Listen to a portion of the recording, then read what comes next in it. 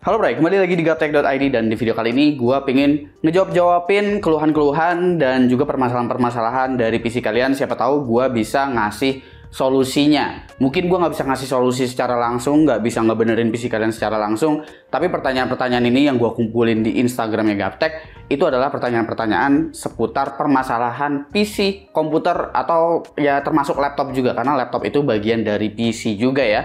Ini juga rencananya pengen gue jadiin konten reguler di gaptek.id, tapi gue belum tahu nama segmennya itu apa. Buat kalian yang punya saran nama, silakan komen aja di bawah ya. Nanti yang namanya itu dijadiin segmen di gaptek.id yang gue pilih, itu mungkin nanti bakalan gue kasih desktop-nya Puro deh. Karena desktop-nya Puro tuh masih ada beberapa sisa. Nanti kalau misalkan gue pakai namanya, gue bakalan DM. Jadi lu cantumin aja nama Instagramnya atau username Instagramnya, dan kasih saran nama segmen apa yang tepat untuk konten seperti ini. Intinya ini adalah konten yang dimana kalian bisa bertanya melalui Instagram ya, ataupun nanti mungkin di YouTube community permasalahan dari komputer atau PC atau laptop kalian itu apa, dan semoga gue bisa menjawab dan memberikan solusi paling nggak sedikit untuk memberikan kalian saran lah sebaiknya komputer kalian tuh diapain gitu sebelum kalian berangkat ke service center mungkin, atau mungkin ngebenerin sendiri atau mau troubleshooting sendiri.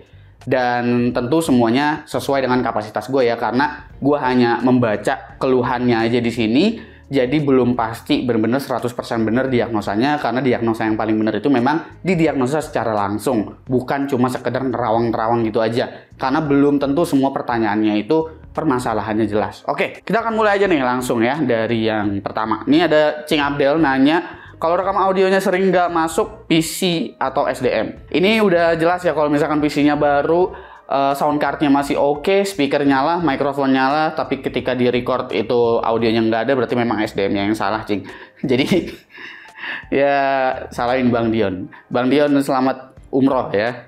Semoga ibadahnya oke di sana, pulang-pulang audionya jadi masuk lagi. Mixer jangan lupa dihidupin, jangan sampai ke mute. Selanjutnya nih dari Gita Narayan, pas hidupin malah black screen setelah loading Windows. Kira-kira kenapa bang? Tapi jarang sih. Nah kalau misalkan ini dia udah booting, habis itu dia udah keluar tulisan welcome gitu di Windowsnya, tapi setelah itu black screen dan kadang-kadang iya, kadang-kadang enggak. Biasanya ini permasalahannya itu dari driver GPU. Nah ini biasanya permasalahannya ada di Intel Arc waktu awal-awal. Untuk sekarang-sekarang gue belum tahu Intel Arc udah beres apa enggak kayak gitunya. Tapi kebanyakan justru permasalahannya juga ada di driver Radeon. Saran gue sih, lu install ulang drivernya dulu, coba. Abis itu sebelum lu install ulang si drivernya, lu tuh uninstall dulu drivernya pakai DDU uninstaller. Lu cari aja di Google, atau nanti gue taruh di kolom deskripsi untuk link download DDU itu kayak gimana. Itu lu bakalan clean install sampai ke registry untuk si drivernya. Nanti lu bisa download driver baru yang WHQL ya, jangan yang versi beta. Kalau misalkan lu pakainya si Radeon untuk GPU-nya. Permasalahan ini jarang gue lihat di GPU-nya Nvidia sih. Jadi karena lu nggak nyebutin GPU-nya ini apa, asumsi gue sih GPU lu adalah Radeon ya. Oke, selanjutnya ini dari Alpha Aris. Software AMD udah segimana beresnya bang? Belum tahu update terakhirnya.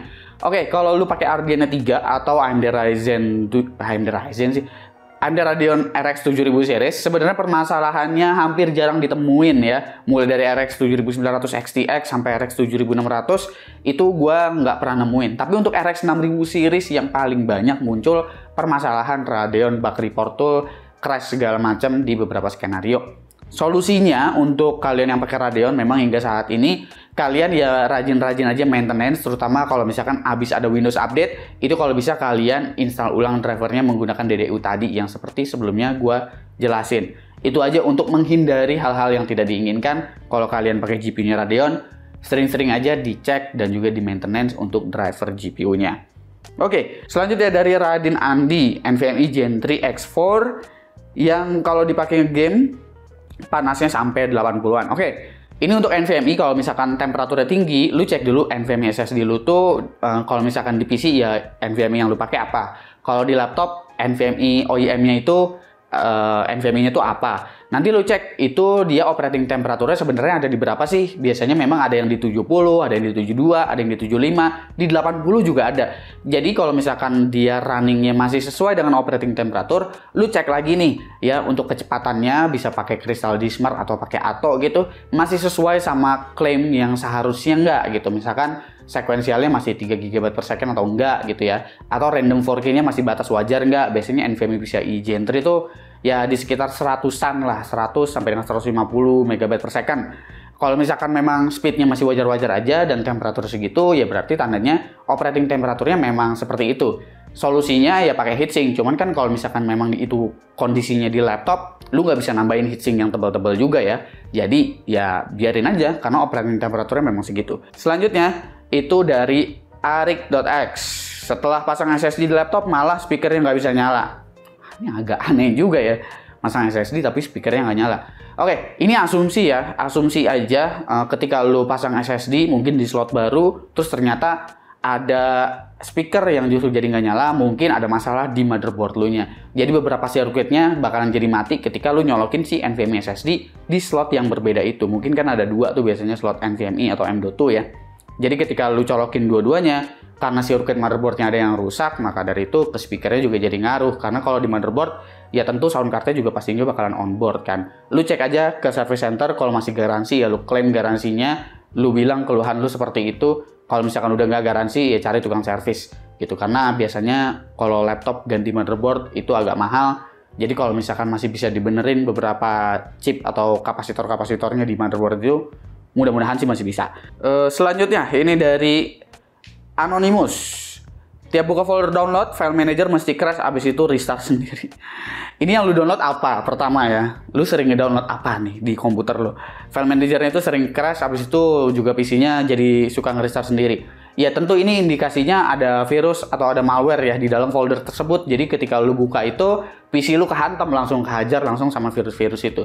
Solusinya ya tentu lu pasang antivirus buat ngedeteksi aja beneran ada virus atau enggak. Semisalkan memang beneran ada virus atau malware, buru-buru di backup filenya yang bisa lu selamatin ya, sebelum itu file kena kemana-mana dan nggak bisa diakses semuanya. Lu backup dulu, habis itu install ulang OS-nya, beres. Oke, selanjutnya dari VaxWYZ. OS gue suka check and repair, dan gue biarin repair, pas restart masih check and repair, itu kenapa ya? Jadi kalau misalkan OS sering ngecek disk kayak begitu, indikasi pertamanya ini memang ada registry yang nyangkut di OS-nya. Solusinya install ulang bisa. Tapi kalau misalkan install ulang masih gitu-gitu juga, ya kemungkinan storage lu yang memang ada problem. Oke, selanjutnya kotak game nanya nih, ya. Aku beli RAM 600K 3200 MHz, coba di up ke 3400 sepersekian detik auto blue screen, speed mentok di 32. Sebenarnya 3400 harusnya dinaikinnya gampang, tapi kalau misalkan kitnya dinaikin ke 3400 MHz untuk DDR4, dia masih sulit. Ada beberapa solusinya. Coba dilonggarin untuk timingnya. Mungkin kalau misalkan di awalnya itu kit udah CL16, coba dibikin jadi CL18. Kalau misalkan kitnya di awal udah timingnya longgar, coba dibikin lebih longgar lagi atau ditambahin untuk DRAM voltage-nya. Biasanya untuk DDR4 itu di 1,35, coba dinaikin di 1,4 dan habis itu dicoba lagi nge-crash atau enggak. Kalau bisa ngetesnya juga jangan cuma booting, tapi juga memtest kalau bisa ya. Kalau bisa memtest. Di tes game juga nggak apa-apa, tapi dengan gameplay yang cukup panjang. Selanjutnya dari Sandi, pakai 2 RAM merek dan tipe yang sama, cuma beda warna hitam dan putih, tapi sering crash. Nah, gue nggak tahu nih, lu kalau misalkan beli RAM tipenya sama, tapi lu lihat nggak timingnya itu beda apa enggak gitu. Karena yang diminta ini bukan tipenya aja yang sama. Karena satu tipe yang sama itu biasanya ada beberapa SKU. Ada yang timingnya sekian, ada yang timingnya sekian, kayak gitu. Terus juga ada yang speednya beda-beda. Nah, ini speednya beda apa enggak, timingnya beda apa enggak.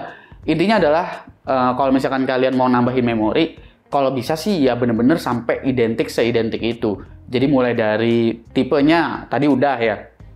Ya kalau warna mungkin bisa apa aja gitu kalau tipenya sama. Tapi lihat lagi frekuensi dan juga timingnya ini benar-benar sama persis atau enggak. Karena meskipun tipenya sama, belum tentu IC-nya itu sama loh. Jadi menurut gua sih akan lebih ideal ketika kalian bikin PC, kalau kalian mau memorinya gede, langsung gede sekalian daripada kalian habis itu nambah-nambahin lagi, daripada resikonya nanti kayak begini. Ini aja udah tipe yang sama, merek yang sama, apalagi lu yang coba-coba buat upgrade memori, habis itu mereknya beda, frekuensinya beda, kapasitasnya beda pula. Nah, itu udah makin ngaco udah tuh kayak gitu. Selanjutnya dari Berilka. Baru beli Ayo cooler buat 5600X, dulu idle 70 gaming 85, sekarang idle 50 gaming 70. Masih apa nih? Oke, mungkin maksudnya masih normal atau enggak gitu ya. Sebenarnya normal sih. AMD Ryzen 5000 series itu idle-nya memang cukup tinggi, sekitaran 45 ya atau 50 lah kalau misalkan ambience temperatur lu nggak terlalu dingin. Jadi ya ini ada improvement. Pas full load sekarang jadi 70 kan dari 85. Jadi itu tandanya lebih adem. Cuma ini dulunya nih gue nggak tahu cooling lu apa, idle bisa sampai 70 derajat sih, itu agak-agak nggak logis sih. Oke, selanjutnya dari IHS.AP. i9 9900K pakai 4090 nge-freeze atau mati mulu. Ini lu pakai power supply apa? Lu nggak ngejelasin power supply apa ya? Karena 4090 tuh narik daya cukup gede. Dia bisa sampai 450 watt ya. Kalau soal urusan barengan sama CPU-nya sih ataupun motherboard-nya nggak masalah ya, jalan di PCIe Gen 3 juga gua nggak peduli gitu. Tapi ini power supply lu apa gitu? Gitu aja. Mungkin power supply lu yang bermasalah. Kurang lebih segitu yang bisa gue sampaikan ya untuk segmen ini yang belum tahu namanya apa. Sekali lagi gue ingetin, kalian boleh kasih segmen ini kira-kira namanya apa biar dibikin reguler, paling nggak seminggu sekali gue akan coba bikin. Dan buat kalian yang dipilih, itu nanti bakalan gue kasih desmet buat maksudnya yang namanya dipilih gitu ya. Cantumin juga username Instagramnya ya untuk ngasih rekomendasi nama segmen ini. Oke, jangan lupa subscribe Gozubki dan seperti biasa sampai jumpa di lain kesempatan.